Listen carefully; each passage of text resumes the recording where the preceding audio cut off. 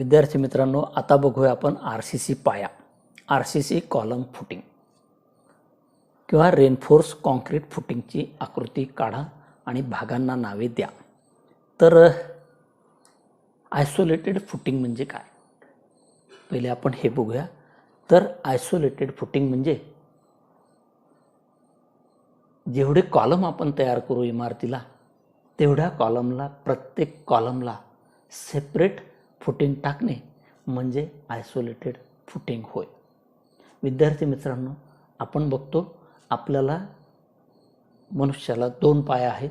तर 2 पाय किंवा लेग्स असल्यामुळे खाली त्याचे फूट आहेत 2 आणि या फूटवर आपण उभे राहतो. म्हणजे जितके पाय तितके फाउंडेशन. तसं इमारतीला जितके कॉलम असतील त्या कॉलमला खाली इंडिव्हिज्युअल फुटिंग तयार करणे म्हणजे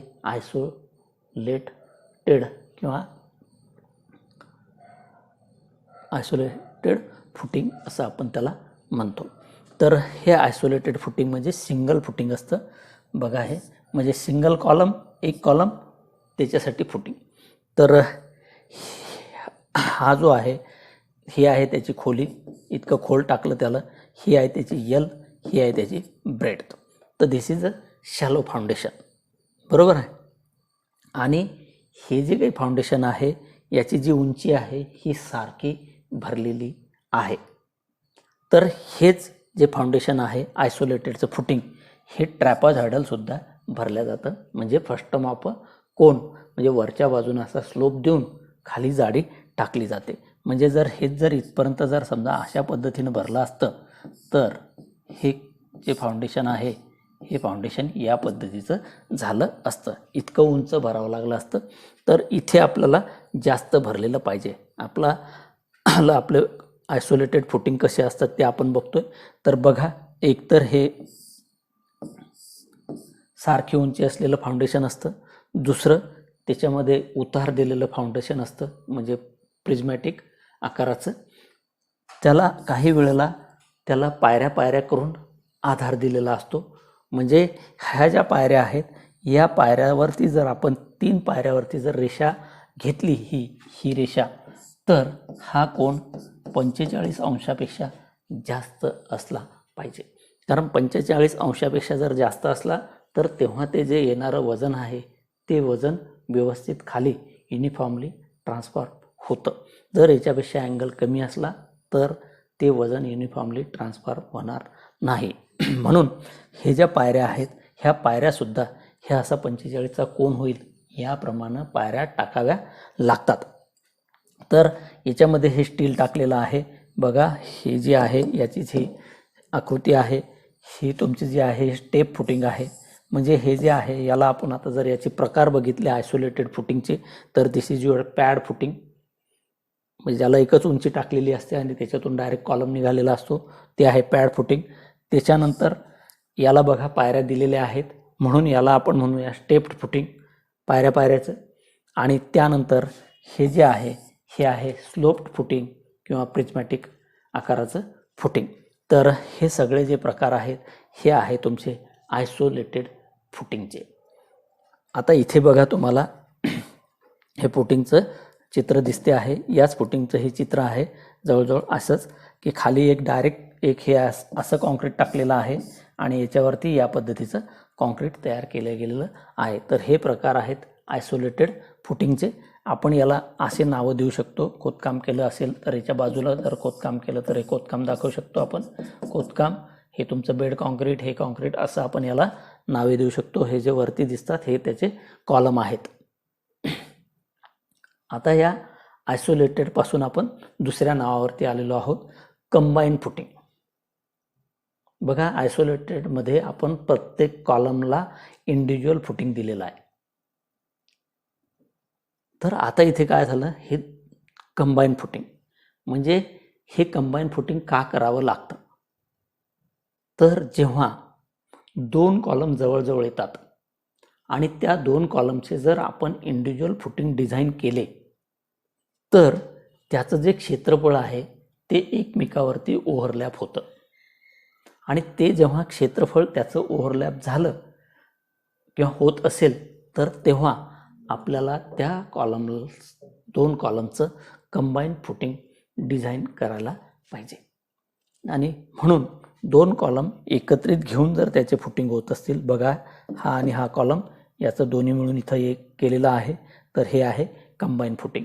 हे बघा इथे हे 2 कॉलम आहेत, या 2 कॉलम मिळून हे खाली जे हे टाकलं आहे राफ्ट त्याचं, हे आहे कंबाईन फुटिंग. इकडे सुद्धा 2 कॉलम आणि हे आपण इथे सुद्धा काय दाखवलं आहे, हे आयताकृती आहे कंबाईन फुटिंग आणि हे ट्रॅपेझॉइडल कंबाईन फुटिंग. तर आयताकृती कंबाईन फुटिंग केव्हा टाकावं लागेल, जेव्हा हा जर समजा C1 असेल, हा सुद्धा C1 असेल, म्हणजे नावं याचे C1 आहेत किंवा ग्रुप याचा C1चा आहे, म्हणजे दोन्हीचं वजन सारखं आहे.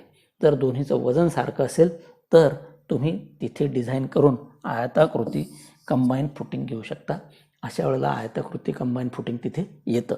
पण जर समजा हा C1 ग्रुपचा असेल आणि हा जर C2 ग्रुपचा असेल, म्हणजे याचं वजन आणि याचं वजन, म्हणजे याचं कमी आहे, याचं वजन जास्त आहे, अशा वेळेला या C2ला जास्त एरियाची गरज आहे, जास्त क्षेत्रफळ त्याच्या बाजूला जायला पाहिजे. आणि असं जेव्हा घडतं तेव्हा ट्रॅपेझॉइडल आकाराचं कंबाईन फुटिंग आपल्याला घ्यावं लागतं. तर हे आहेत ट्रॅपेझॉइड RCC कंबाईन फुटिंग. आता याच्यानंतर RCC कंटिन्युअस फुटिंग. कंबाईनपेक्षाही जर कॉलमचे हे जर जवळजवळ येत असतील तर अशा वेळेला त्याचं जे डिझाईन आहे ते ओव्हरलॅप होत चालतं. आणि ते ओव्हरलॅपिंग टाळण्यासाठी आपण त्या फुटिंगला काय केलं जातं की कंबाईन किंवा कंटिन्युअस फुटिंग दिलं जातं. म्हणजे बघा हे इथे जे कॉलम्स आहेत, हे ह्या कॉलमला जर आपल्याला आधार द्यायचा असेल खालून आणि त्याच्यावरती येणाऱ्या वजनानुसार जर ते डिझाईन करायचे असतील आणि त्याचं जर हे लोड जर ओव्हरलोड, म्हणजे त्याचा एरिया जर एकमेकावर येत असेल, तर अशा वेळेला डायरेक्ट या पद्धतीचं फुटिंग त्याला दिलं जातं. आणि हा जो आहे हा आहे तो स्लॅब खाली त्याच्या खाली टाकलेला पॅड फुटिंगसारखा, आणि हे त्याच्यावर आहेत कॉलम. तर हे याच्यावरती इथे जो दिसतो आहे हे वेगवेगळ्या आकाराचे त्याला सपोर्ट देण्यासाठी असतात. इथे जे आहे हा खाली तुमचा स्लॅब आहे, या स्लॅबनंतर हा जो एवढा हिरवा दिसतो आहे हा इथे T आकार झालेला आहे याचा. म्हणजे जर हे आपण कॉलमचा हा पोर्शन जर सोडला एवढा, तर इथे जर खाली बघितलं आपण तर असा T आकार झालेला आहे.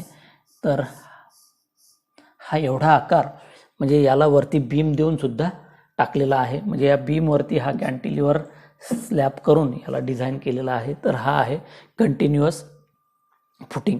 हे इथे सुद्धा तुम्ही बघा हा स्लॅब आहे, हे त्याच्या खाली बेड कॉन्क्रीट आहे आणि याच्यावरती डायरेक्ट हे 3 कॉलम आहेत. असे हे कॉलम कितीही एकत्र असू शकतात, पण जेव्हा 2पेक्षा जास्त आणि 3 नंतरचे जेवढे कॉलम असतील तेव्हा त्या फुटिंगला आपण कंटिन्युअस फुटिंग असं म्हणतो. जर 2 कॉलम मिळून जर बनत असेल तर त्याला आपण कंबाईन फुटिंग असं म्हणतो. जेव्हा 3 कॉलम आणि त्याच्यापेक्षा जास्त कॉलम एकत्र असतील फुटिंगमध्ये तर त्याला आपण कंटिन्युअस फुटिंग असं म्हणतो. चौथं आहे RCC राफ्ट फुटिंग. तर विद्यार्थी मित्रांनो, जेव्हा या पद्धतीचं फुटिंग घ्यावं लागतं तेव्हा ती जी जागा असते ती जागा एकतर ब्लॅक कॉटन सॉईलची असते, म्हणजे एकदम काळी माती असते. हा एक भाग झाला काळी माती. आणि दुसरं एक तर ते हाय राईज इमारत असू शकते की तिला भक्कम आधाराची गरज आहे. म्हणजे जर समजा आपण ते जेवढे काही कॉलम्स असतील त्या कॉलम येणारं वजन आणि त्या वजनासाठी लागणारं जर क्षेत्रफळ जर आपण काढलं इंडिव्हिज्युअल फुटिंग देण्यासाठी, आणि ते जर 70-80% जर जागा त्यातली जर व्यापल्या जात असेल त्या प्लॉटमधली किंवा त्याच्यातली, तर अशा वेळेला त्याला राफ्ट फाउंडेशन टाकल्या जातं. कारण जवळजवळ तो जो एरिया आहे तो पूर्णच खोदावा लागतो आणि अशा वेळेला मग तुकड्यात बांधल्यापेक्षा पूर्णच्या पूर्ण याचं डिझाईन करून तिथे राफ्ट फाउंडेशन टाकलं जातं. हे सुद्धा एकदम काळी माती असलेल्या ठिकाणी. तर राफ्ट फाउंडेशन कसं असतं, तर आपण एक थोडा वेळ असा विचार करूया की तुम्हा सगळ्या विद्यार्थ्यांना हे माहीत आहे की स्लॅब कसा टाकला जातो पहिल्या मजल्याचा. तर जो स्लॅब आपण वरती पहिल्या मजल्याचा टाकतो त्या स्लॅब आणि त्याचे 3-4 कॉलम जर आपण उचलले आणि उलटे केले, म्हणजे त्या स्लॅबवर जो स्लॅब वरती आहे त्याला आपण उलटा करून फाउंडेशनमध्ये जर ठेवला तर तसला प्रकार म्हणजेच राफ्ट फाउंडेशन होय. तर बघा इथे तुम्हाला दिसतं आहे की हे जे आहे खाली तुम्ही त्याच्या खाली बेड कॉन्क्रीट टाकता आहात, त्याच्यानंतर इथे तुमचा स्लॅब असू शकतो. म्हणजे काही ठिकाणी अशा पद्धतीचं असतं, काही ठिकाणी हे सुद्धा असतं. म्हणजे जर समजा काही वेळेला तुम्हाला त्या अंडरग्राऊंडमध्ये जर समजा काही करायचं असेल तर अशा वेळेला इन्व्हर्टेड बीम त्याच्यामध्ये दिसणार नाहीत, अशी सुद्धा काळजी घ्यावी लागते. आणि अशा वेळेला मग त्या स्लॅबची जाडी वाढवावी लागते. तर पूर्णच्या पूर्ण जेवढं क्षेत्रफळ आहे खालचं पूर्ण खोदून हे अशा जाळ्या बांधाव्या लागतात. आणि त्याच्यामध्ये बघा हे विद्यार्थी मित्रांनो, इथे आपल्याला दिसतात ते साईडला बीम आहेत आणि याच्या मधात इथे हा स्लॅब आहे.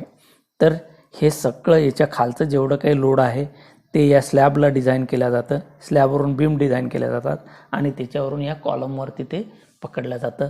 तर अशा पद्धतीनं सगळ्या जागेवरती स्लॅब टाकून त्याला बीम लावून जे काही फुटिंग तयार केलं जातं त्या फुटिंगला राफ्ट फुटिंग असं म्हणतात. धन्यवाद.